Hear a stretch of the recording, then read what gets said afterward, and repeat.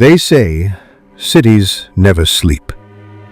Maybe that's true, but there are some places in the city that do sleep, buried under time, dust, and a kind of silence that's too heavy to be natural. My building was one of them. And apartment 9B, that place didn't sleep. It whispered. I moved into Briarwood Heights on a rainy Thursday.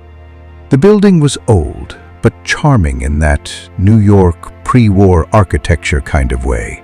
Creaky floors, wrought iron staircases, and mailboxes that still had names taped to them from the 80s.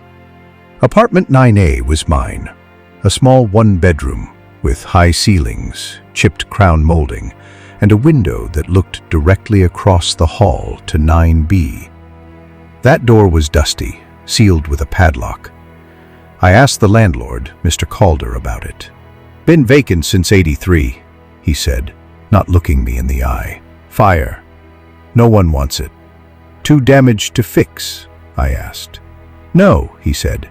Some doors are better left closed. The first whisper came on my third night. I had just settled into bed when I heard it, a hushed voice right through the wall. Please. Help. I sat up, heart racing. Was it my neighbor upstairs? Someone outside? But the sound had come from the wall behind my head, the one I shared with 9B. I knocked. No answer. I pressed my ear against the cold plaster. He's still here. Can't leave. I didn't sleep that night. I started asking around. A few of the older tenants remembered the fire. A woman named Lillian Granger had lived in 9B with her teenage son, Simon. There had been a tragedy, but no one wanted to say what, just that it ended with screams, smoke, and silence. They never found Simon, one tenant whispered. Some say he set the fire himself, said another. He was strange, heard voices, and now I was hearing them too. I couldn't help myself. One night, I stood before 9B with a flashlight and a paperclip. It took me an hour, but the lock gave way. The door creaked open. Dust danced in the beam of my light. The air was heavy, unmoved in decades. Furniture sat as if frozen mid-life, a teacup on the table, a worn book on the armrest, scorched wallpaper. Then I heard it, loud and clear. Jordan. It was my name, spoken softly from the bedroom. Inside the bedroom was a child's room. Posters of stars, shelves of dusty books. On the floor, burn marks in the shape of a circle. Symbols. A diary lay under the mattress. It was Simon's. The man in the walls talks to me, one entry read. He says I can leave this place if I open the door. Another read, Mother tried to stop me. She's with him now. I should have left then, but I didn't. The whispers grew louder, more frequent. Things began to move on their own. My keys, my books, even furniture. I'd wake to find my apartment rearranged. The mirror fogged with words. Let him out.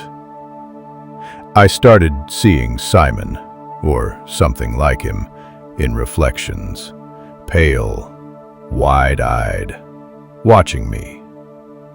Neighbors noticed I looked tired, jumpy.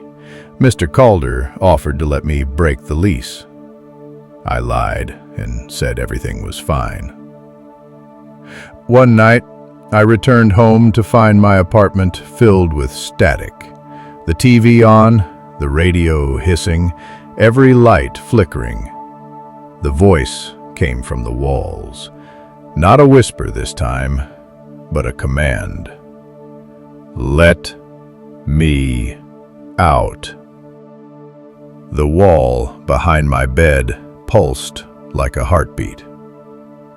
I grabbed a hammer. I broke through the wall. Behind the drywall was another room, no bigger than a closet.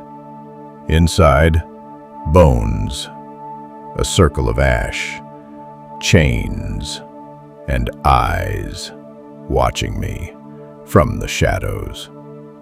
I ran. I locked 9B again. I tried to pretend it never happened. But I had opened the door. I had heard him, and he had heard me. Simon began speaking through me. I'd lose time, wake up in 9B, blood on my hands. Old tenants began to die. Heart attacks, strokes, falls. Each death was preceded by whispers. Join us. I was becoming the conduit, the new door. I tried to leave, packed everything, booked a flight, but Briarwood wouldn't let me go. The cab crashed. My replacement tenant mysteriously disappeared. 9B was never vacant. It was waiting for someone like me.